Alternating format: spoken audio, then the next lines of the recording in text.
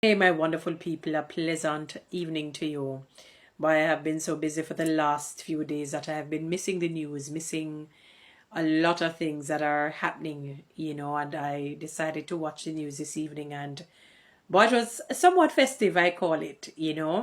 I realized since last evening I was somewhere trying to watch the news but couldn't hear anything. I knew it was former MP, a retired member of parliament, K.D Knight, was responding to a clipping that was played at the Jamaica Labour Party's recent mass rally. When Dr. Tufton was speaking, and I'm going to paraphrase, I'm not going to know it word for word or verbatim. So basically, it is a voice that really sounds like the replica of K.D Knight, saying that basically the opposition leader is not fit to be a leader and he must not get the opportunity to be a leader. And I was reading something online earlier in which the said party had indicated that Minister Tufton needs to give an apology by Friday at 11 a.m. I'm one, when people kind of browbeat people into things that kind of, but let me keep it focused. So, he stated, and I'm paraphrasing what I remember reading, that it's almost like a defamation of character, and it hits and singes the reputation of he as well as the party leader for the People's National Party. And that they demand an apology, and I think I remember reading something that some settlement can happen or whatever it is. They demand an apology and a retraction of the video played. Some you wonder sometimes when people say things, how really can it be retracted? I can understand apologies, but it has already gone out in the open air. And it would have been in the earshot of people. They would have heard it. And so I was watching the news, and it's going to be a two-part video because it segues into something else that they spoke on as it relates to the manifesto of the People's National Party that was recently released. And I saw Dr. Dana Dixon, she was speaking, Kamina Johnson Smith was speaking, Dr. Tufton, and so on, as it relates to the manifesto. But I will speak on that in another video.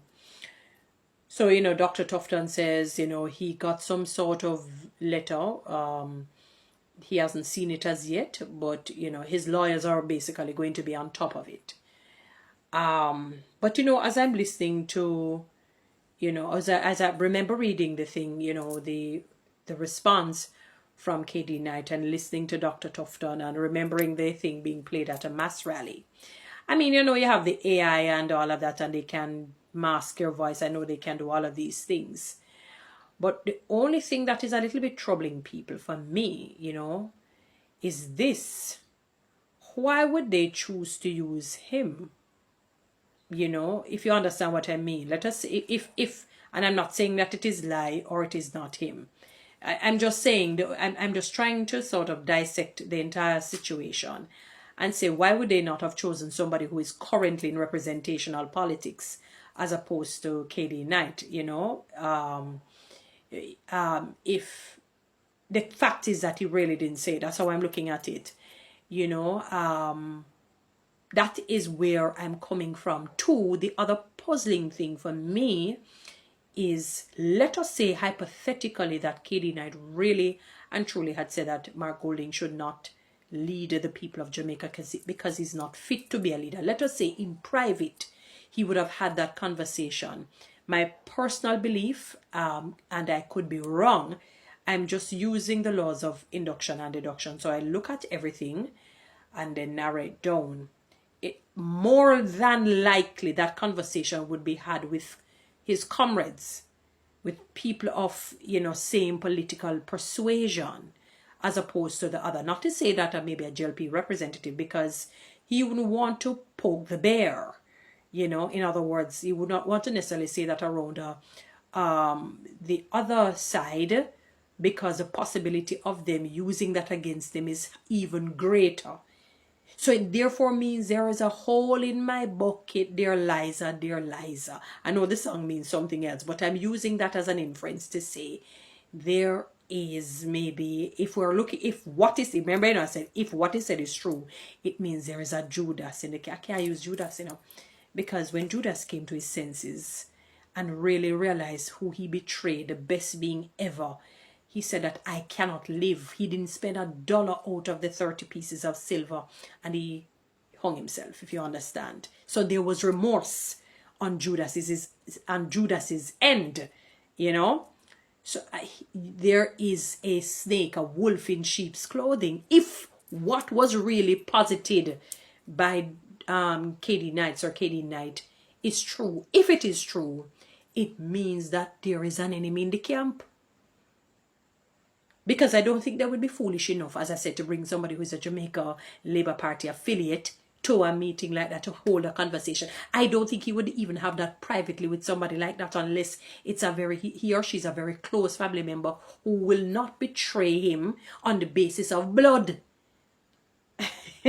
on the basis of familial relations, connections. So that is where I mean, when I thought about it, I said to myself, if it is really and truly correct, it means that there is a hole in thy bucket, dear Liza, dear Liza. There's a hole in the bucket, dear Knight, dear Knight. There is an enemy in the camp. And it means that what is discussed in public, I've often heard somebody say, people say this: once you utter something out to somebody else, it no longer becomes confidential and secret. I mean, I see where they're going with that. There is truth to it. That's not entirely true, but I get the point that they're making. In other words, a possibility is that the information can be tainted and it can become like a snowball effect, that you tell that one individual and that one individual tells 10 and that 10 tells another 50, if you understand what I'm saying.